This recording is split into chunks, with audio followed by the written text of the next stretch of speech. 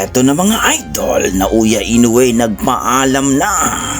Etong si Naoya Inoue mga idol nagbabalak na at gusto nang umakyat sa featherweight division na kung saan ay talagang binas ito ng mga tao mga idol sapagkat lalayas at iiwas na naman daw itong si Inoue kay Casimero mga idol. Nung nakaraan kasi mga idol bago lumaban itong si Casimero dito kay Luis Nery, nagpahayag itong si Naoya Inoue na kapag manalo daw si Casimero kay Luis Nery at impresibo ay sigurado daw na lalabanan si Casimero.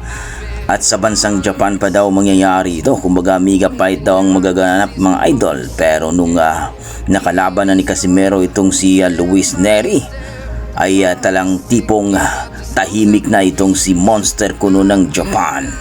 Kung baga ayaw daw ni Naoya Inoue na kalabanin itong si Casimero sapagkat wala daw kwenta itong kalaban. Kaya daw ang mga boxing fans ay galit na galit ito dito kay Naoya Inoue at sinabing hindi talaga totoong monster itong si Naoya Inoue. Kung baga wala daw itong balls, walang bayag. Nung hindi pa lumaban si Casimero, tudo nagsabi na lalabanan ito kapag manalo kay Luis Nery. Pero pang nanalo na si Casimero kay Luis Nery, biglang aakyat naman ito sa featherweight division mga idol.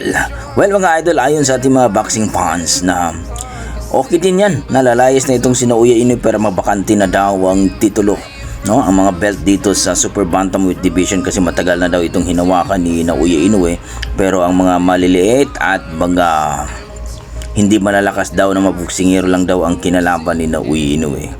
So mas maganda ba mga idol na aalis na lang itong si Naoya Inoue at kunin na lang ni Casimero ang lahat ng belt dito sa super bantamweight division dahil nasa rank number 4 naman itong si Casimero.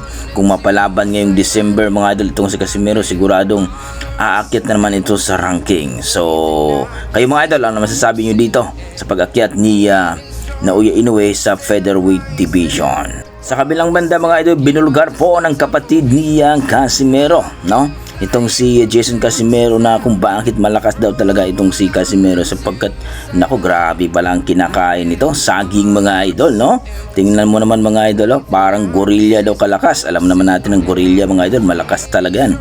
Kaya hindi talaga matalo-talo itong si Casimero. So kayo mga idol, anong masasabi nyo dito sa lakas ni Casimero?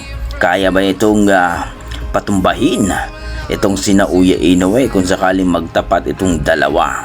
Pero ayon sa ating mga boxing fans mga idol, sigurado daw talaga na magiging 4 division world champion itong si Casimero dito sa super bantamweight division kung sakaling lalayas na itong si Naoya Inoue.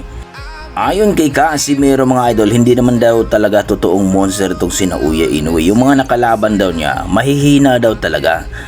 Kaya ayon kay Casimero, kung siya daw makakalaban ni Naoya Inoue, sigurado daw talaga gagapang itong si Naoya Inoue katulad daw ng mga hapon na kinalaban niya at dito kay Luis Nery. Kaya nga daw itong takot na takot itong si Naoya Inoue sa kanya. So kayo mga idol, ano masasabi niyo dito? Please comment down below mga idol para ating pag-usapan.